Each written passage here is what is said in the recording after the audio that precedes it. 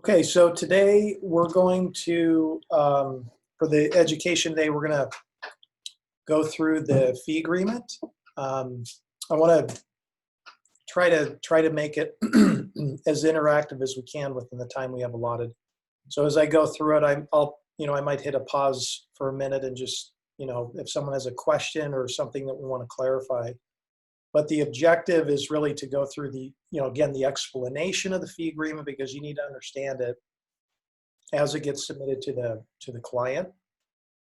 And then if there's any areas of negotiation, obviously if you get into major negotiations, then you want to sort of round up with the manager to see if if it's acceptable or not. So, but I think it's important to understand like what it is, why we have it, and what it all entails. So this is the fee agreement we use for all of our deals, commercial real estate and non. If we're dealing with so there's a couple things to notate. If we're dealing with non-commercial real estate, or if we're dealing with out of the state of Arizona, then we're going to do a fee agreement under the company called Integrity Capital Markets. So that's the first thing to just understand, that you will use this one if it's commercial real estate and in Arizona. So that's the simple version. Anything outside of that, it'll be a separate agreement that we use because of the licensing that we have. We have to use our licensed entity here locally. And if it falls outside of that, we cannot do that. So we want to stay in compliance. So the first part of this section is it'll say, the undersigned XYZ. So the company that you're doing business with is who you want to put in this section right here. And then it'll reference them as client all throughout this agreement. And then obviously Integrity Capital LLC as IC is who we are. So that'll be the reference through the whole thing of client IC, just so you have some, distinction there. The first part that is important to understand is we are asking the client for an exclusive authorization, okay? So what we're saying to them in most instances is we want to be your exclusive representative for this period of time. And the period of time we use is about 90 days. It generally covers the window of a transaction. So a lot of people try to push back on that. We're fairly persistent about it because, again, if we're going to spend this much time and put all the resources and energy into it, we want to make sure they're committed. So it's a way that we're asking for commitment and trust, obviously, in who we are. So that's an area that is really not something you really want to negotiate on your own, but you're going to have to bring a manager into it because, there might be migratory issues for, some exclusions that we could add in there from time to time. If they've already talked to a particular bank and we know that we can beat them or something like that, there'll be some ways we've done some modifications to it. But that's definitely something we want to ask for in almost every situation. And then remember that the purpose of it is to secure a loan commitment. That's really important to understand, because a lot of people, and you might even believe this, okay, well, we're just getting them a loan closed, which is correct. That's what we're doing. But really the agreement is centered around this idea of a loan commitment. So we're getting to the place where we're getting them approved. And that's when the fee is earned, and that'll get unpacked more as we go further down in the agreement. But I think you just have to understand that. Client has to understand that too. As it says here, as they produce a loan commitment after the term of this agreement is considered as mutually extended. So if you fall out of the bounds of the 90 days, this can still be applicable in, I don't want to say perpetuity, but for a period of time, as still being deemed valid if you are still working together. So that's another thing just to keep in your purview as we go through this. So before I go on to the section, is there any questions or things that you want me to clarify there? Okay. So this section right here is where we're going to give them an archetype or an architecture of what the general points that we're addressing. So, and the thing I highlighted in red here is subject to change. We put that in there specifically because, again, we're giving them a general idea of what we're doing. And for the most part, it should be that. But stuff comes up. And so we want some elasticity within the agreement so that there's not this just, out clause where they, well, the agreement said this. And so, therefore it's not valid. So from a legal perspective, we have that in there specifically to cover us if there's some general deviation from there as well. So the first thing we deal with is the borrower. So, and we've talked about this before from a terminology perspective, the borrower section is discussing about who is it that we're lending the money to. Okay, that's really important to understand. XYZ LLC is the one we're lending the money to, but the guarantor could be, guarantor will generally be the same as the borrower, but there could be additional guarantors. So the distinction is the guarantor is the one who's physically saying, I'm promising you that I'm going to pay this loan back, right? So that could be the person, the physical warm body as they call it. It could be another entity, could be several entities that could be guaranteeing the loan. Some lenders will want every entity else that owns 20% to guarantee the loan. You'll see that in SBA a lot of times.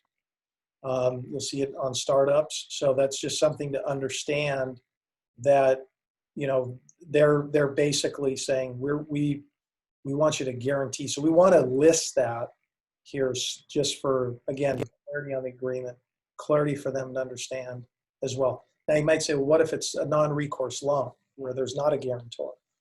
Then what you'll do in almost every non-recourse loan, and I don't really even think I've seen an exception for this, is that there's a carve-out provision, and a carve-out basically means it's fully non-recourse unless, right, here we go, fraud, environmental issues, complete negligence to the property, et cetera, et cetera. And there's a few additional provisions. That sort of covers it.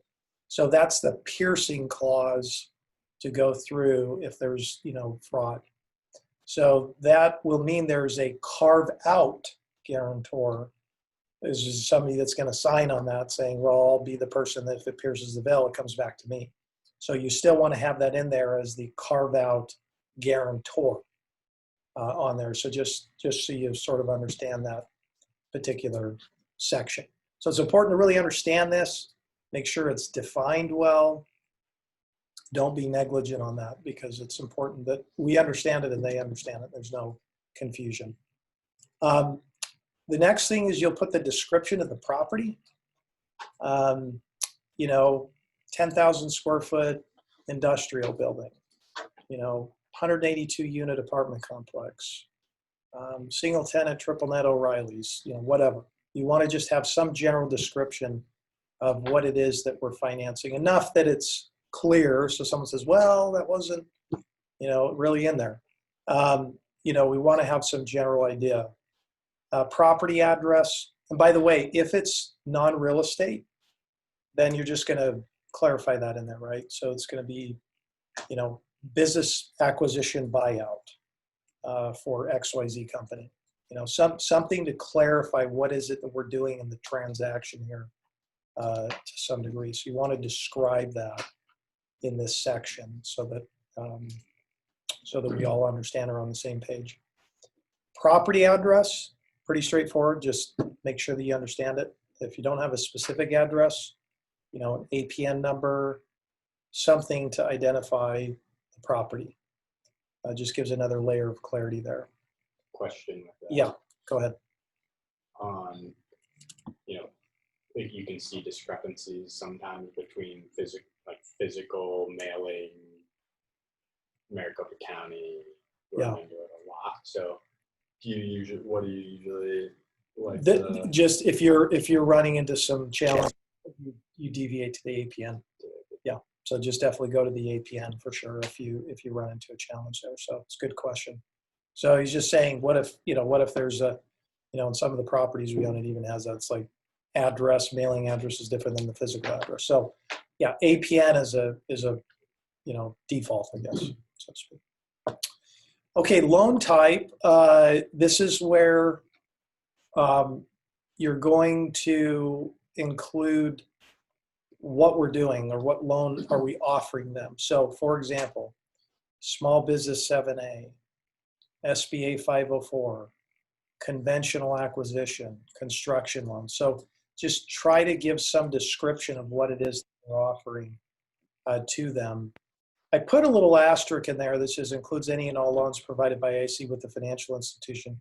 Could probably disregard that a little bit because I did a catch-all below, but just try to be descriptive in this section when you're dealing with it. And by the way, just to clarify too, the loan processor will be filling this out for you as the loan associate, but you do need to provide this information. So you should have access to it. You should understand it, and you obviously need to in order to successfully transact. The next section is the loan amount. So, pretty straightforward. What is the loan amount we're going after? If it's not exactly clear, you might have something that says, 5 million or 75% loan to value, whichever's less. Try to make that so that it's clear. I think that's also important because the borrower could get confused if they think, well, I get 75% loan to value and they're purchasing a property and it comes in higher, then they think, oh, cool, I go off of the appraisal. That's not the case. It goes off of whichever's less. So if the purchase price is 2 million and it comes in at 2.5 on the value, the lender is going to go off of the 2, not the 2.5. Conversely, if it comes in and the purchase price is 2 million, it comes in at 1.8 million, they're going to go on the lower amount. So the lender's always going on the lesser of, not the higher of. So it's important to understand that when you're doing the loan amount. The interest rate is, again, we're giving a general range unless we're doing a rate lock in this. We want to put, it'll have an asterisk in there that'll basically just say subject to change. So we want to put the rate that we're obviously quoting. Some lenders, it locks right when we quote. Other lenders, it's going to float. Again, just for your own edification, you want to clarify that with the borrower because if they expect to get 3.5 and it's still floating, it might end up at 3.6 by the time we close. So you just want to make sure you clarify that with them.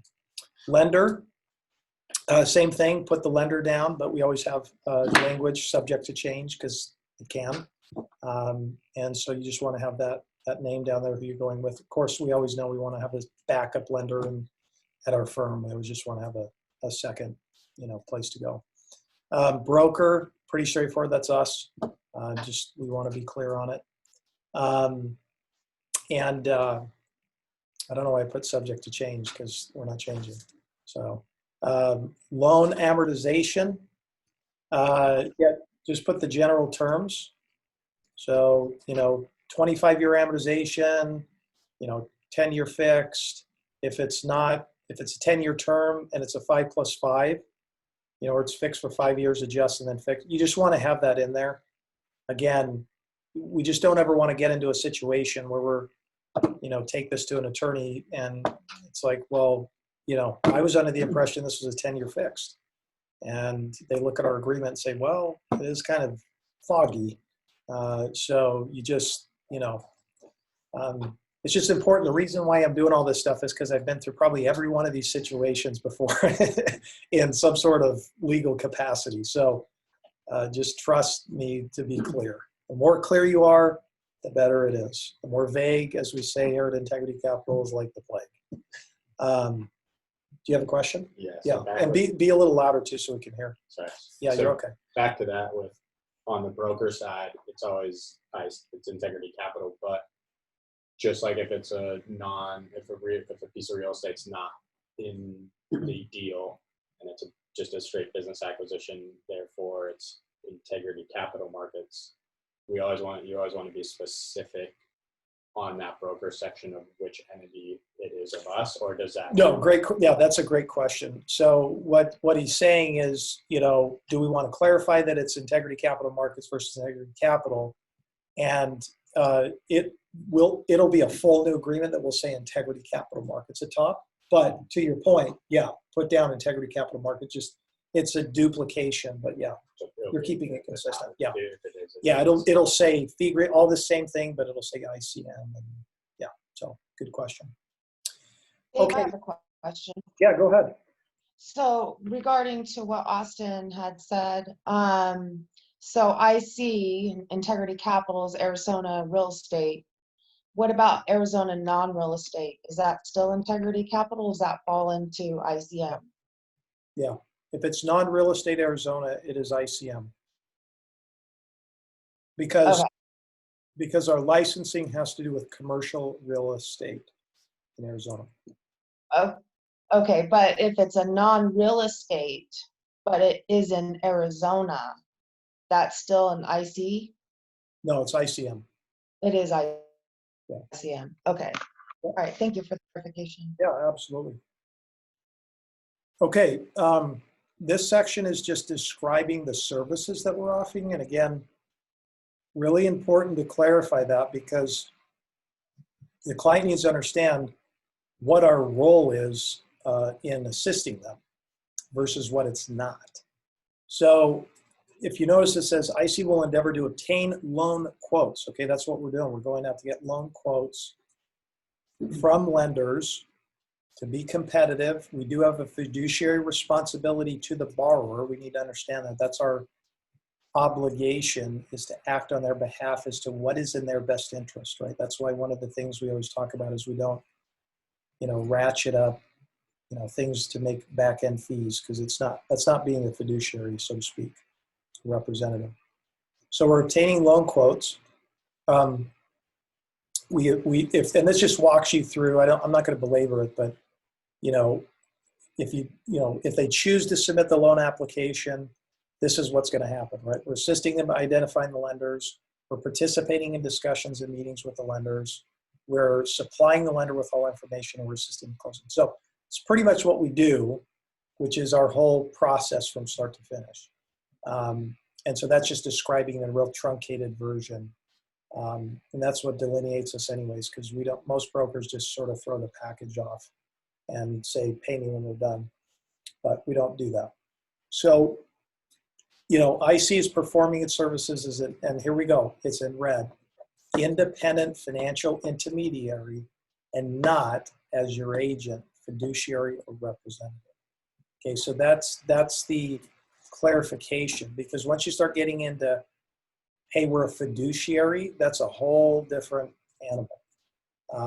It's, we're not their fiduciary. That would be a deeper relationship. It involves a lot more liability, et cetera. So we are an independent financial intermediary for them, okay? Licensed, so to speak. We have no authority, so this is the description of that. We don't have any authority to bind you or any lender to a financing commitment or particular financing terms or to waive any lender requirements for loans. So as an intermediary, we don't have that authority. We obviously do financing in-house, and when we do that, we're obviously the direct lender at that point. It's different. But for IC, we don't have that authority. So they obviously need to understand that in the agreement. This is just a recommendation. It's always good for them to understand, and they're signing off on it, that they should engage legal counsel. We always want to recommend that, because one of the things we're not an attorney. We don't review loan documents and start negotiating loan documents. That's not what we do. And so they need to understand that, because they're always going to come back and say, will you review the loan documents? Well, we do, but it's for a different reason. And the loan processor reviews the loan documents to make sure that the terms that were offered were in alignment with what we agreed to. That is our job, and we just need to clarify that, okay? So, yes, so fee. So in the event that we're successful, this is really probably one of the most important parts of this.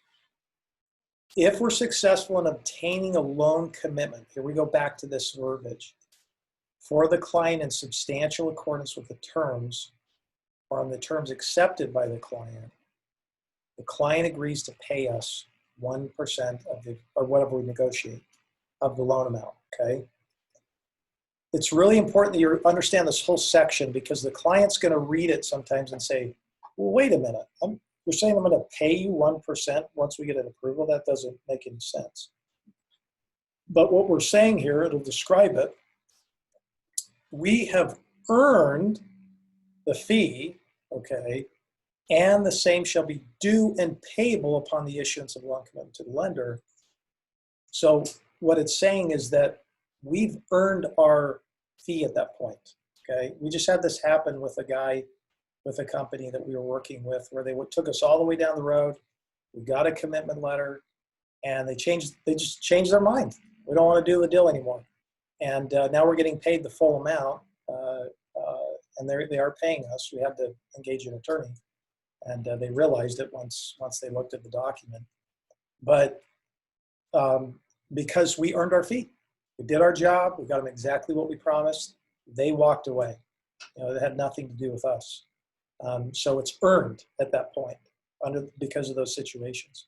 So it'll be paid. Now here we go. It's earned, right?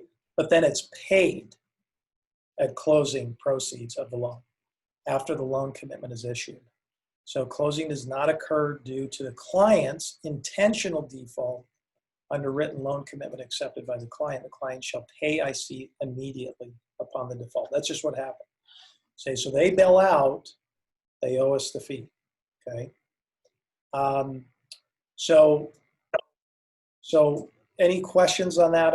There's more to walk through here, but it's really, really important that they understand that too. Yes, it's earned.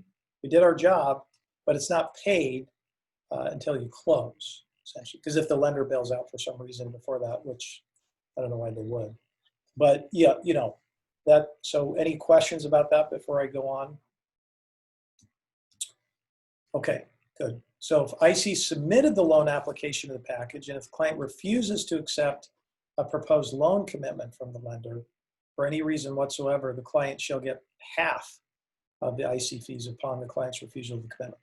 So the idea is that if we submit an application to underwriting and they just bail out for whatever reason, they owe us half of the fee, okay?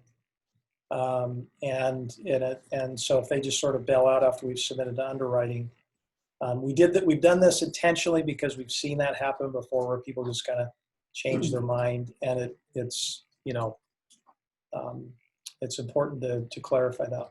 If after a loan, go ahead, Tom. Okay. I didn't say anything. Okay. If a loan commitment has been issued and the loan does not close due to no default of the client, so no fault of the client, no brokerage fee shall be payable to the IC, right? Pretty straightforward. This document or reproduction of the same will serve as the client's authorization to the bank. So when they sign this, they're basically saying, we give authorization to the bank to pay this, okay? So this is our sort of, you know, Willy Wonka ticket, so to speak, to get paid through escrow as the disbursement. So if anybody gives you flack, says, well, you know, we're not paying you. Well, we have a document to act as their intermediary to do this. So yes, we do. And this is important too, that you clarify this with the client. They need to understand that this is their responsibility. They are the ones that owe us the money. It's not the bank. And the reason why this is important, because a lot of times people think of us as just like residential mortgage brokers. That they're like, oh, you just get your paid by the bank or you get your back end fee or whatever that is. That's not how it works in the commercial world. So if you have a newer borrower who's not seasoned, you definitely need to clarify that, hey, you know, you're paying us this fee. And for example, if we do an SBA 7A loan, we can't get paid through escrow. The SBA doesn't allow us. So we get paid outside of escrow They don't mind us getting paid, we just can't do it through escrow. And so it's important that we clarify that, that they're gonna have to cut a check at close, even though it's not gonna go through escrow.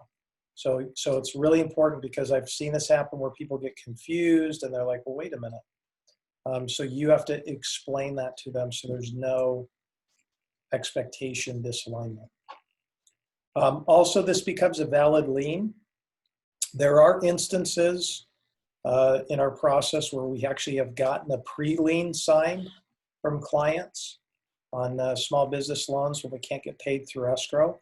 We actually have a lien document signed that is a pre-lien, meaning that what happens is that if they default, then they've given us the right to slap a lien on their property. Now, we can still do that here. It just makes it easier for us. We don't have to go through additional channels. So there, you can just check with your manager on that for clarification. But this is a valid lien. We have done this before, and so it's important to notate that. And by the way, they initial next to each one of these, saying that they understood what it is, even if they didn't read it, but we need to explain it. This is the section of default. So if the client acknowledges and agrees the agreed fee is paid, right, as outlined, then if they don't pay after close, then it accrues at 2% of the fee outstanding monthly, or 24% annually. Now, I cannot tell you how many times people cross that out and like put 10%. And my response to them always, and they usually are like, oh yeah, duh, is I say, if you're planning on paying me, then it's irrelevant what the interest rate is. It's there for that reason, is you need to pay us. There's a penalty for that. I can tell you, I don't think I've ever actually enacted this, maybe once, but it is a negotiating tool nonetheless. So, and we want them to obviously pay right at close. Client acknowledges, agrees. Now this is really important too. We just put this in recently, and it's a big deal, because we're the one providing them the relationship. That's why people pay us. It's we're going to work hard and add value and be proactive, but the reality is we get paid because of our proprietary information. It's not because we're just shuffling paper. It's that we literally have developed a relationship and have proprietary access to something. That's why we're getting paid. And so we're saying you agree to pay us for 48 months. Following the signing of this, if you do any additional financing with the lender. And so sometimes you're going to get pushback on this. We just had one recently where we negotiated it down to, what was it, Tom? We did it from 48 months to 3 years or something. I can't remember. I think, yeah, 36 is kind of where we don't want to move past, as where we've gone in the, with it before. So we just don't like to go past 3 years, because again, borrowers will do this. They'll try to go around you, unfortunately. So you just have to understand that we have to protect ourselves, right? I mean, this is our relationship. So if they want to go back there, that's fine. And, we're happy to help, but that's, we get paid if they do it. Yeah, and I think that seems to be one of the points on the fee agreement that borrowers do bring up the most. Yeah. And I think we do need to stress that, we might make it look easy, where they ask us for a loan and we can turn around fee agreements and term sheets pretty quick and say, yep, here's a lender that'll do it. But it's because of the amount of time we put into it and building like the relationships, like Dave said. It's, we just because it seems easy and it seems seamless, it doesn't mean that there's not a lot of work put into it. The reason that it seems seamless is because there was a lot of work put into it. Yeah. I think that's something to stress with the clients. Yeah, that's a good point, Tom. It is seamless because we do so much work making it that way. And so we have to, let them know that this is what we offer, is these relationships. Yeah, it's like you get in the airplane and fly to LA, and it's like, well, that was easy.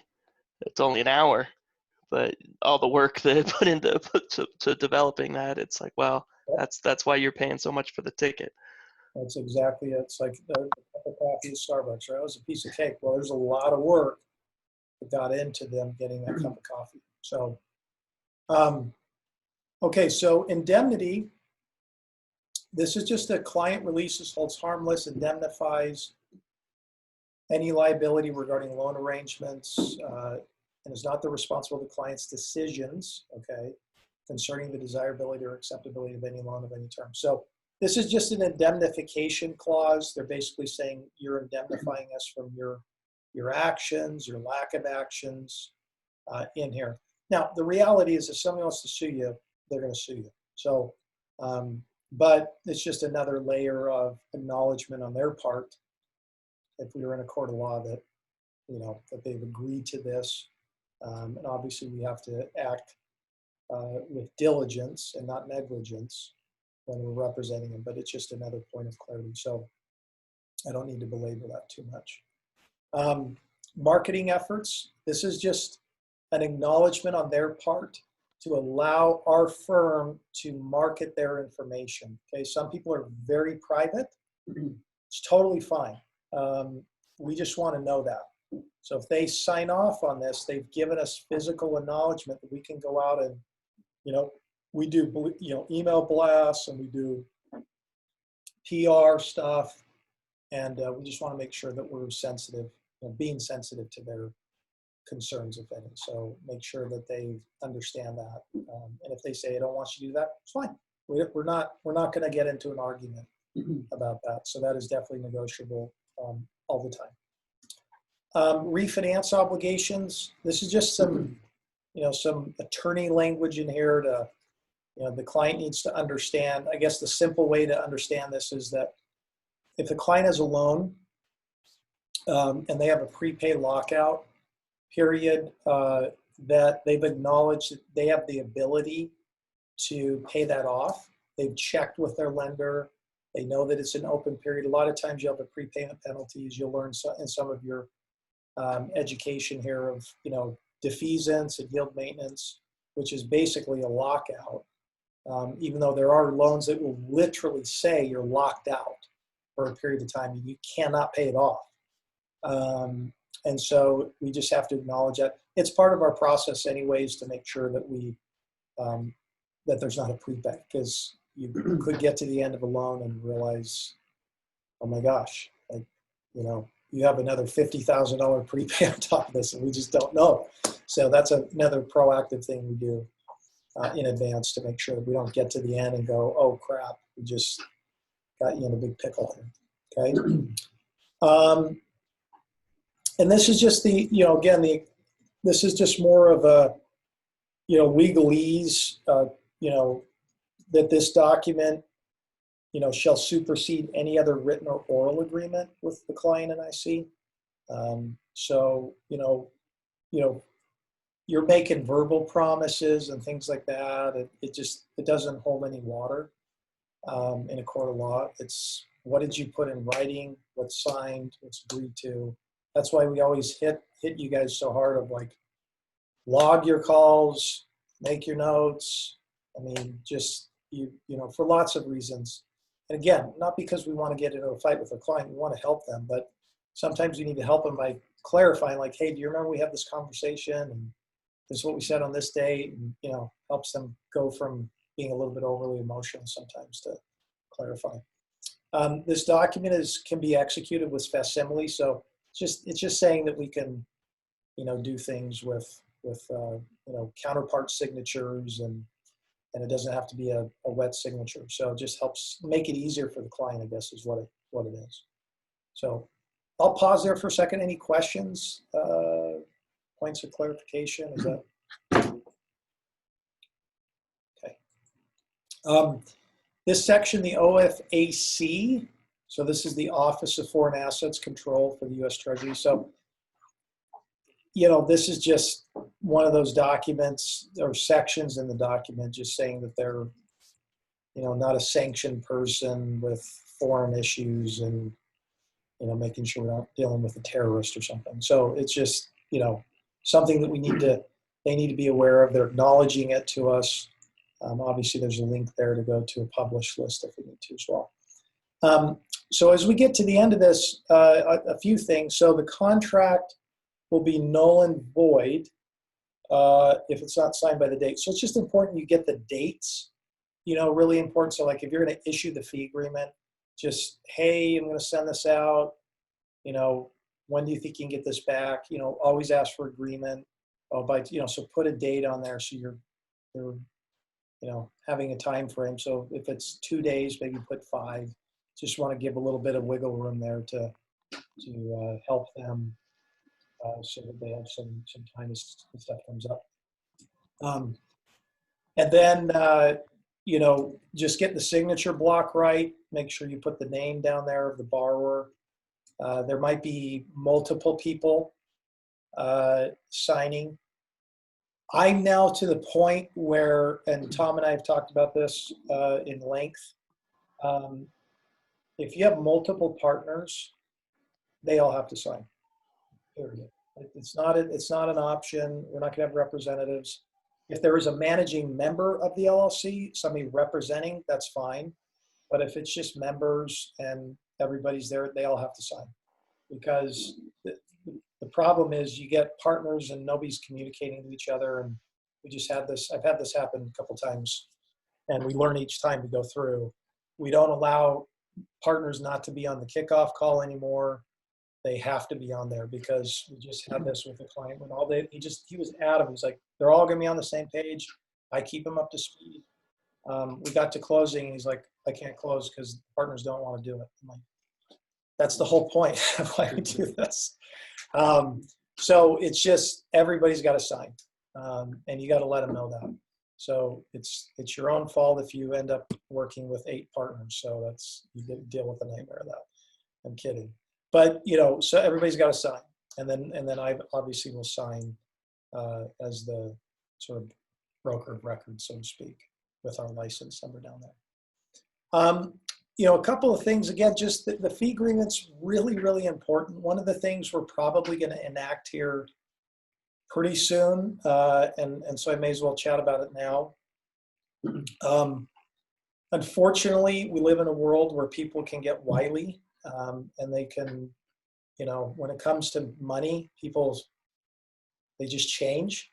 You start to find, maybe they don't change, you just find out what's really going on. That's probably a better way to describe it. And so it's important that we do this. The agreement is really important because it just creates clarity. It creates the rule book or the playing rules for playing on the field, right? We know how we're playing ball. They understand that. The second thing is we're going to start getting upfront good faith deposits. That will be a separate education, but you just need to be aware of it now, that we're going to start getting good faith deposits. It might look something like anything under 10,000 is going to be $2,500. It's above 10 to 30,000, it might be 5. So we're going to have a tiered scale. So it's not going to be overzealous for somebody, but it is there to create just another layer of accountability. And that's, because it's really, again, some people think, well, that's kind of a little harsh. It's actually to their benefit. I mean, we all just have to have accountability. And so it's just, when you put up money and you sign things, it just creates commitment, creates accountability, creates people to get focused. When you sign a document, you're just more committed. This is the whole concept even behind marriage. Physically going through and making a public declaration to a group of people, and even signing that document, there's something really powerful about it. And so we don't take that lightly. So the fee agreement's a big deal. It's important that you clarify it with the client. It's important that the process is that when you get to the fee agreement, you're going to submit it with a LOI, the letter of interest. So you'll do it in conjunction with the letter of interest. So you'll get the letter of interest. You'll have already spent the time talking about it with the client. So the client should be aware of all the terms and conditions, and then you will submit it to the loan processor with all the things we talked about.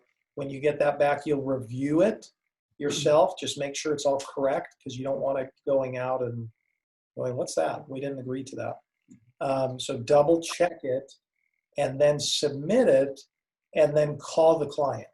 Okay, don't just send it and, call them up. Hey, I just wanted to let you know, I just sent the fee agreement and I sent the document. Do you have a few minutes so we can walk through it? So I can just kind of explain a couple things to you so that, I can give you sort of the Reader's Digest version of it, okay? Really important you do that because people read this and then they start getting, their own interpretations of things. They might get frustrated. So you want to be, again, here we go, proactive, okay? Not reactive. Reactive is just submit it, close your eyes and, say a couple of Hail Marys. You want to call them up, show them, walk them through it. It'll take you 10 minutes. And then ask them if they have any questions. Give me questions. Can I clarify anything? And you're going to get one of several things. No, pretty straightforward. I'll get it signed and back. Cool, great. You're going to get, I need to have my attorney review this. That's totally fine. Let them do it. Or they're going to go back and chalk some things up and send it back. So, either one of those is fine. We're dealing with, big boys and big girls. So, I mean, it's, we're fine with them having more understanding than less. And that's just part of our job to help them feel comfortable about the fee agreement.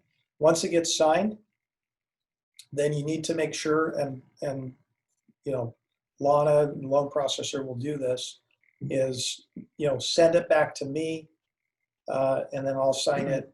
We have that in the file, and then we need to send that back to the client. So they need to have the signed version that both parties have signed it.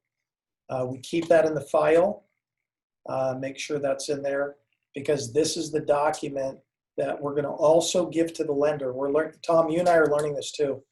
We're going to give it to the lender as well. Hey, we have the signed. This is how we're getting paid. We need to make sure that this is a part of the documents, right? And then it's going to go to the title company as well. Earlier than later, but it'll go with actual instructions of how we're getting paid. Because we don't want to be fumbly with this. And we want to make sure everybody understands what's going on, how everybody's getting paid. There's no miscommunication or people are surprised. We'll reiterate it on the kickoff call. So people are forgetful by nature. So that's why we'll have additional reminders for them. But the fee agreement is super important. It's something that you shouldn't be afraid of or feel trepidation about. It's just it's part of you learning to grow in negotiation. You have to explain it and understand. And we're dealing with big dollars and people that deal with this all day. So don't be shy about it. It's part of, we add a lot of benefit value to the client. So we should be compensated. It's not a negative thing. So, are there any questions? I've gone through a lot of information, so I want to make sure that you guys are clear and anything that I can help backfill or answer. At one point, and for new people coming in the engagement process with a client, does this actually come to play? So you have a banker, or you have a broker, another commercial real estate broker, I should say, or any referral source. Say you start engaging and you're in the due diligence of just learning about them as a client, what they're looking for, whether it's a business acquisition, picking them a piece of property, etc. At what point do you actually get to this? Yeah, it's a great question. So Austin's asking, at what point do we start having conversation about the fee agreement, essentially? And I would say there's a couple of little blips along the way. So in the very first conversation you have, or second, it's right around there, you're going to communicate to the client how you're getting paid. Hey, Mr. Barr, we charge 1% origination.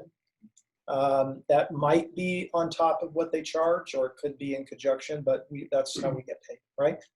So I always get that out up front, because if they're going to have a problem with it, I want to know, like, right now. Hey, I don't pay fees. Okay, that's okay. So we just kind of know we're probably not going to work together.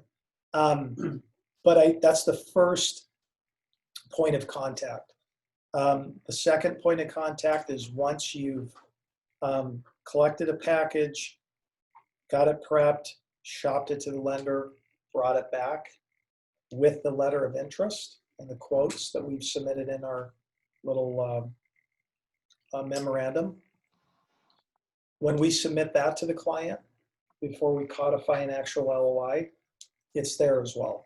Hey, here's all the fees, here's the terms and conditions, here's their fee, here's our fee, da, da, da, da, da, right? That's the second point of contact, to just make sure that they're not gonna go, you're crazy. And then the final and third one is when you actually issue the LOI to them, that's when they'll actually see the document. And so that's the point where and that's like, yeah, right at the end before it's going to transition. So you'll get that as, LOI together from the lender, fee agreement comes together, submitted to them. Then they get to see it. You get to walk them through it.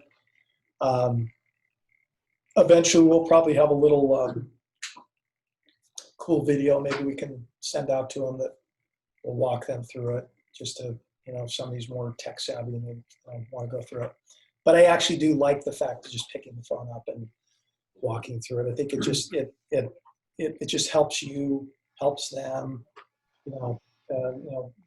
People might not go through video. You know what I mean? So so it's a really important part. It's almost one of the most important parts, in my opinion, through this, to make sure that there's no lack of understanding for people. So that's a great question, where it is in the process. But yeah, we've run into, 17 years. You can imagine I've seen a lot of situations, and our fee agreement is actually a compilation of all those situations. So probably not going to run into too many things at this point that I haven't already seen, which is why we're doing what we're doing the way we're doing it, so that you guys don't have to get gray hair like me. So yeah, so this is really the fee agreement. We'll probably have a follow-up at some point in the near future of the mechanics of how we will get the fee structure from a good faith deposit from clients. We're solidifying that with our attorney right now as to what that looks like, because what I don't want to do is make it too cumbersome for the client, because the more barriers, the more difficulty, as we'll see as we do some innovation. But so we want to make it seamless. So we're trying to figure out how to best do that. We might even do that as a group brainstorm session as to like what would be the best way to make this a little bit as seamless as possible. And so we've been batting some ideas around as to how to do that, because we want to make sure we make the customer experience a positive one for sure, and go above and beyond. So any questions on your side, Lana or Tom? Or Lana, you're pretty involved in this, so I don't know if you have any questions. No, I'm good. Thank you. Okay, great. Okay, well, I think that concludes our education for the fee agreement for the Friday education. And so we will continue to have dialogue as we go along. So you guys have a great day. Thanks, Dave.